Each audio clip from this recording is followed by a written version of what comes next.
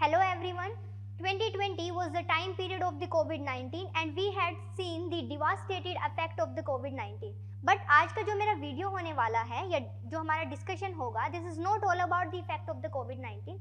मैं नहीं बताने वाले हूँ कि कोविड-19 में किस तरीके से हुआ, क्या कुछ हुआ, क्यों, क्योंकि आप सब जानते हो. बट टाइमलाइन के हिसाब से अगर हम देखें तो टाइमलाइन हमें जस्ट इतना बताता है कि 2020 वाज अ टाइम पीरियड जब फर्स्ट डेथ हुआ था कोविड-19 का, एंड मार्च 2022 की बात की जाए तो 6 मिलियन तक डेथ्स हो चुकी हैं. और अभी फोर्थ वेव की जैसे बात चल रही है कि चाइना में इस तरीके से कोविड-19 आया हुआ है, SARS-CoV-2 वायरस पूरा फैल चुका है. सो उसी के रिगार्डिंग बाकी अटकलें लगाई जा रही हैं कि किस तरीके से ये फैल सकता है. बट आज का जो मेरा डिस्कशन है वो आपको इस टाइम लाइन में रीड बिटवीन द लाइन करने पे पता चलेगा कि ड्यू टू दिस कोविड-19 हमारे डेट स्ट्रक्चर पे किस तरीके से अफेक्ट हुआ है. एक बात और बता दूं मैं आपको कि मैं ये पूरा का पूरा स्ट्रक्चर सिर्फ इंडिया तक ही रिस्ट्रिक्ट करके नहीं लेने वाली हूँ. हम देखेंगे कि किस तरीके से कोविड-19 के बाद अभी पेंडेमिक ऑफ द डेट आने वाली है, कि डेट किस तरीके से अभी फैल रहा है वो होने वाला है. लाइव मिंट के एक आर्टिकल में जैसे कि you can see on this slide, after कोविड-19 now a pandemic of the debt. So Live Mint के एक आर्टिकल में ये न्यूज आया था जो कि आपके paper GS paper 3 economy part के लिए बहुत इंपॉर्टेंट हो जाता है. क्यों? क्योंकि वहां पे हमें पढ़ना होता है कि पब्लिक डेट मैनेजमेंट किस तरीके से होता है. So India is a part of the low middle income country का पार्ट इंडिया को समझा जाता है, एंड उसी के अकॉर्डिंग बताया जाता है कि इंडिया भी इसमें से एक हो सकता है. सो अभी हम क्या करने वाले हैं, इस पूरे के पूरे आर्टिकल में जो भी इंपॉर्टेंट थिंग्स हैं उनको एक एक करके हम लेने वाले हैं. अब अगर इसके हिसाब से बोला जाए तो ये फर्स्ट पैराग्राफ में ये द इकोनॉमिस्ट के अकॉर्डिंग उन्होंने ये स्टेटमेंट दी है कि जैसे कोविड-19 में एक पेंडेमिक आई थी जो पूरे वर्ल्ड में फैल चुकी थी, ऐसे ही अभी एक पेंडेमिक आने वाली है डेट. मीन्स कि लोन जो है पुअर कंट्रीज का, लो मिडिल इनकम कंट्रीज का, इनका लोन का जो अमाउंट है वो इंक्रीज होता चला जा रहा है. अब उसके पीछे के अगर हम रीजन देखें तो देखते हैं रीजन क्या निकल के आएंगे. And the first and the foremost reason is the COVID-19 and the after effect or the consequences of the COVID-19. All of you know कि COVID-19 के दौरान लॉकडाउन लगाना पड़ा था, उसकी वजह से जो प्रोडक्शन है, जो सप्लाई है प्रोडक्ट्स की, वो हैम्पर हो गई थी. And because of that supply of the production inflation आ गया था. जैसे कि अब आप सभी जानते हो इन्फ्लेशन क्यों आता है. इन्फ्लेशन तब आता है जब डिमांड हो ज्यादा. अब डिमांड हर कोई कंज्यूम कर रहा है, but due to the lockdown, due to the restrictive economic activity supply कम हो गई थी, and because of that price rises. And उसकी वजह से जो प्राइस राइज हुआ है तो उस वजह से इन्फ्लेशन आया. इन्फ्लेशन की वजह से प्राइस राइज हो गया. प्राइस राइज होने की वजह से जो अवेलेबिलिटी थी ऑफ गुड्स की वो कम हो गई, एंड उस वजह से need of the loan, because आपको कंजम्पशन के लिए भी समटाइम्स जो है other person they are taking the loan. So उस कंजम्पशन को भी, और क्योंकि इनकम का सोर्स भी लॉकडाउन में खत्म हो गया था, तो इस वजह से it leads to the inflation. Again inflation के अफेक्ट को कम करने के लिए, सो इट्स लाइक कि स्टेप बाय स्टेप ये सब चल रहा है. इन्फ्लेशन का आफ्टर इफेक्ट देखने के बाद, फॉर एग्जाम्पल मैं इंडिया का लेके चलूं तो RBI increasing the repo rate. RBI ने क्या किया, आरबीआई ने रेपो रेट इंक्रीज कर दिया. So all of you know कि रेपो रेट बेसिकली क्या है. बैंक्स आरबीआई से लोन ले सकते हैं, and the interest rate that RBI is charging is called as the repo rate. This is the simplest definition of the repo rate. Otherwise repo rate में RBI जो है open market operation के through buying and selling करता है of the government securities as well. अब the interest rate that is being charged by the RBI from the bank, that is repo rate. अब अगर inflation आ गया है, market में मनी सप्लाई बहुत ज्यादा है या प्राइसेस बहुत हाई चल रहे हैं, तो उस वजह से अभी आरबीआई ने क्या किया, उसको कम करने के लिए उन्होंने रेपो रेट को इंक्रीज कर दिया. जैसे ही रेपो रेट इंक्रीज होगा तो उससे क्या होगा, उससे लोन जो है वो कॉस्टली हो जाएंगे. अब ये क्या करेगा, ये जो मूव है ये करेगा कि जो लोग एक्सेसिवली लोन ले रहे थे उनका लोन लेने का क्वांटिटी कम हो जाएगा, बट जिन्हें लोन लेना ही है for them loan is going to be very costly. अब अगर लोन उनके लिए कॉस्टली हो जाएंगे तो अब डेट का बर्डन जो है वो बढ़ता ही चला जाएगा. एज यू कैन सी बार बार अभी आप देख सकते हो कि 2023 आ चुका है. सो 2020 से लेके 2023 over a span of the 2 year inflation को जो बढ़ गया था, उस इन्फ्लेशन को कर्टेल करने के लिए आरबीआई जो है ऐसे ही जैसे आरबीआई रेपो रेट को इंक्रीज कर रहा है, in the same sense other countries के सेंट्रल बैंक भी to tackle the inflation they are increasing their repo rate और their interest rate. Another third effect जो देखने को मिलता है दैट इज डॉलर का जो प्राइस है that is going like a rocket, वो रॉकेट की तरह बढ़ रहा है। फॉर एग्जांपल आपने कोई लोन उठाया है, अब हम लोन की यहां बात कर रहे हैं, दिस लोन इज, ये लोन आपने लिया है किसी फॉरेन कंट्री से या फिर किसी इंटरनेशनल ऑर्गेनाइजेशन से। सपोज करिए आपने लोन जो है आईएमएफ से लिया है। अब आईएमएफ आपको लोन देगा in terms of the dollar. अब जैसे ही रुपए की वैल्यू कम होती है या फिर इन्फ्लेशन होता है, सो इन्फ्लेशन में यू नो इन्फ्लेशन की वजह से द वैल्यू, जो वैल्यू है मनी की वो कम हो जाती है। जैसे ही उसकी वजह से रुपए की वैल्यू कम होती है, उसके कंपैरिजन में क्या होने वाला है, डॉलर का जो वैल्यू है that is going to be rise. So dollar का वैल्यू राइज हो जाएगा, तो उससे जो लोन हमने थोड़े टाइम पहले उठाया था due to this price fluctuation between the currency, वो लोन कॉस्टली हो जाएगा।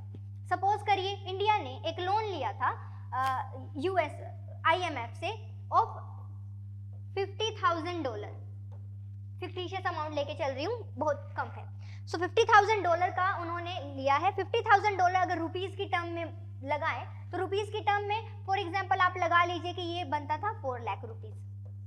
बट अभी क्या हुआ, अभी डॉलर जो है वो कॉस्टली हो गया है, डॉलर के प्राइस जो है बढ़ते जा रहे हैं, उस वजह से अब 4 लाख का लोन उन्हें चुकाना पड़ेगा। क्यों? क्योंकि अभी डॉलर का प्राइस बढ़ गया। तो फॉर एग्जांपल अब इस लोन को उन्हें 10 लाख रुपीस की फॉर्म में चुकाना पड़ेगा। क्यों? क्योंकि earlier if $1 is equal to 50 rupees, now $1 is equal to 80 rupees. So it's going to be costly for, अभी मैं इंडिया का केस लेके चल रही हूँ, in the same sense other countries के लिए भी ये कॉस्टली हो जाने वाला है। So these are the 3 reasons जिनकी वजह से कोविड-19 ने, अभी इन्फ्लेशन कहाँ से आया था, ड्यू टू दी कोविड-19, उसको टैकल करने के लिए आरबीआई ने इंटरेस्ट रेट बढ़ाया, उसकी वजह से लोन कॉस्टली हो गया। इन द सेम सेंस डॉलर का प्राइस अगर बढ़ता चला गया इन्फ्लेशन की वजह से ही, तो ये भी कॉस्टली हो जाएगा। अब सवाल क्या उठता है, अब सवाल ये उठता है कि अब इसके बाद क्या स्टेप्स लिए जा सकते हैं। वर्ल्ड बैंक ने अपने एक रिपोर्ट में ये बताया कि nearly 60% of all the emerging and the developing countries they have become the high risk debtor. अब ये पर्टिकुलर जो डेवलपिंग कंट्री, एमर्जिंग कंट्रीज की बात हो रही है, जिनमें से 60% जो है उनके वो जो है हाई रिस्क डेटर जो है वो बन चुकी है। ऐसे ही द इकोनॉमिस्ट के एक रिपोर्ट में यह बताया गया that there are 53 debt distressed countries. So the Economist ने बताया कि there are 53 debt distressed countries हैं, जो कि 18% है वर्ल्ड की पॉपुलेशन का एंड 1.4 बिलियन पीपल को वो होस्ट करती है, बट 5% है टोटल ग्लोबल जीडीपी का। ये कंट्रीज ऐसी कंट्रीज हैं जो कि डेट की कंडीशन में आ चुकी हैं। ये लो इनकम कंट्रीज हैं एंड इनके ऊपर मल्टीलेटरल डेट है, और ये मल्टीलेटरल डेट उनके टोटल एक्सटर्नल डेट का 36.5% है। कुड यू प्लीज अंडरस्टैंड कि एक्सटर्नल डेट मींस व्हाट, कि जो आपने डेट आउटसाइड द कंट्री लिए हुए हैं, मींस आउटसाइड द कंट्री जो भी डेट होंगे वो डॉलर की फॉर्म में ही होंगे एंड उनमें dollar as a exchange of currency involve ही होगा। अब क्योंकि उसमें डॉलर इन्वॉल्व है तो दैट इज 36.5%। एंड अगर पहले की बात की जाए तो ये 8% था अदर मिडिल इनकम कंट्रीज में। सो यू कैन सी कि किस तरीके से डेट जो है वो बढ़ता जा रहा है। अब कोविड-19 के दौरान सिचुएशंस को संभालने के लिए या उनको बचाने के लिए G20 का there is a Paris Club. Paris Club में जो भी ये कंट्रीज थी, इन्होंने क्या किया था, ये एक स्कीम के साथ आए थे that is the debt service suspension initiative. So it is provided by the G20 countries.